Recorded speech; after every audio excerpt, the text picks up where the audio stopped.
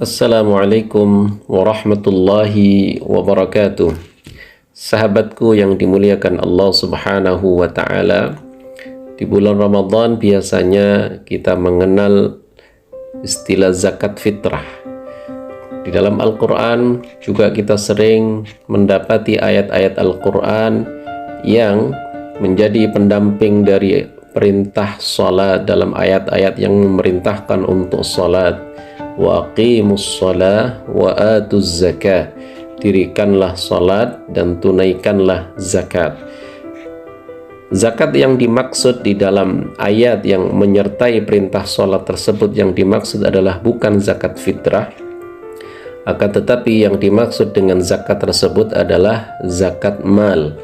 Karena zakat mal ini adalah zakat yang berkaitan dengan harta, dan dia adalah yang disebut dengan rukun Islam yang ada 5, yang salah satunya adalah menunaikan atau membayar zakat.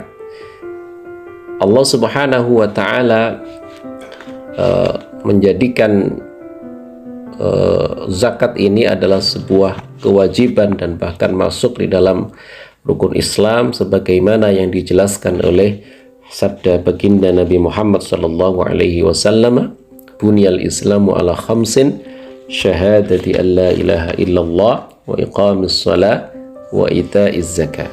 Jadi dengan demikian zakat ini bagi orang yang mampu atau orang yang sudah memiliki harta yang mencapai nisab, maka dia wajib mengeluarkan zakat.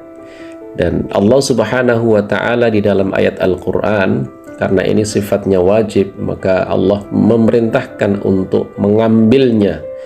Di dalam surat At-Taubah ayat 103, Allah Subhanahu wa Ta'ala berfirman, A'udzu billahi minasyaitonir rajim, khudh min amwalihim shadaqatan tutahhiruhum wa tuzakkihim biha.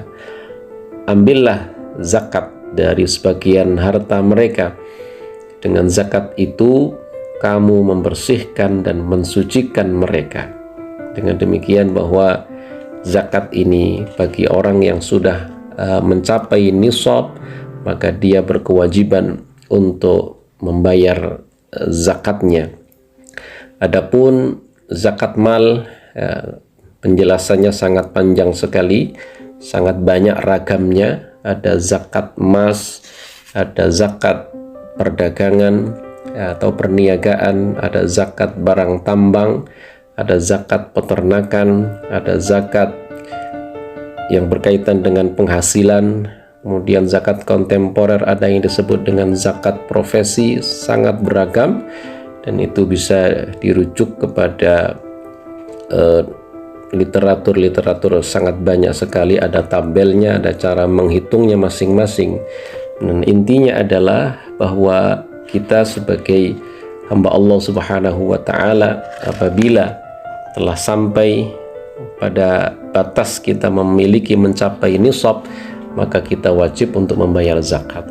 Zakat itu diibaratkan oleh ulama adalah harta yang tidak boleh bergabung dengan harta kita. Sesungguhnya itu adalah bukan milik kita, dan itu adalah milik Allah Subhanahu wa Ta'ala. Jadi kalau kita mengambil contoh misalkan zakat emas yang hanya 2,5% dari 85 gram yang kita miliki, sangatlah sedikit sekali, hanya 2,5%, yang itu yang harus dipangkas, yang itu yang harus dikeluarkan, yang itu yang harus dibuang untuk diberikan kepada orang-orang yang berhak untuk menerimanya. Dan kita diancam oleh Rasulullah Sallallahu Alaihi Wasallam melalui hadis beliau, diingatkan, diwanti-wanti kita oleh baginda Nabi Muhammad Sallallahu Alaihi Wasallam, ma khalatatis sadaqatu malan illa ahlakathu. Bila zakat bercampur dengan harta lainnya, maka ia akan merusak harta itu. Dalam hadis yang lain yang diriwayatkan oleh At-Tabrani, Rasulullah sallallahu alaihi wasallam bersabda, "Hassinu amwalakum bizzakat." peliharalah hartamu dengan zakat. Justru dengan kita mengeluarkan zakat itu adalah kita sebenarnya sedang menjaga harta kita agar tidak rusak, agar tidak habis. Karena ya, orang yang tidak mau membayar zakat, Allah Subhanahu wa taala yang menyebutkan ya di dalam hadis Rasulullah sallallahu alaihi wasallam, ya melalui Rasulullah sallallahu alaihi wasallam, Rasulullah menjelaskan kepada kita, ma mana'a qaumun az-zakata illa ibtalahumullahu bis-sinin. Bila suatu kaum tidak mau mengeluarkan zakat, enggan mengeluarkan zakat, Allah akan menguji mereka dengan kekeringan dan kelaparan. Mungkin juga bisa berubah atau berupa bencana-bencana yang lain yang muncul akibat orang-orang, sekelompok orang yang tidak mau membayar zakat. Jadi ini sangat penting sekali urgensi zakat ini bagi kita sebagai seorang muslim. Dan zakat sendiri sesungguhnya adalah mempunyai makna tumbuh, berkembang. Artinya dengan kita berzakat itu tidak sama sekali mengurangi harta kita, justru semakin menambah keberkahan harta kita, mensucikan jiwa kita, mensucikan harta kita, sebagaimana tadi yang disebutkan oleh Allah, tutahhiruhum wa tuzakkihim biha, akan membersihkan harta dan juga membersihkan jiwa. Dan zakat ini juga adalah salah satu di antara ciri-ciri orang-orang yang beriman tentunya, waliz zakati fa'ilun, ya, artinya orang-orang mukmin itu adalah orang yang senantiasa melaksanakan kewajiban zakat. Oleh karenanya di bulan Ramadan biasanya orang menghitung zakatnya untuk mengingat kewajiban zakat, melaksanakannya di bulan Ramadan. Maka mari kita tunaikan kewajiban kita kepada Allah Subhanahu wa taala.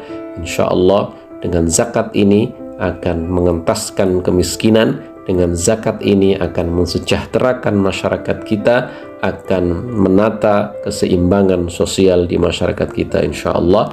Qul qouli hadza astaghfirullah li wa lakum. Wassalamualaikum warahmatullahi wabarakatuh.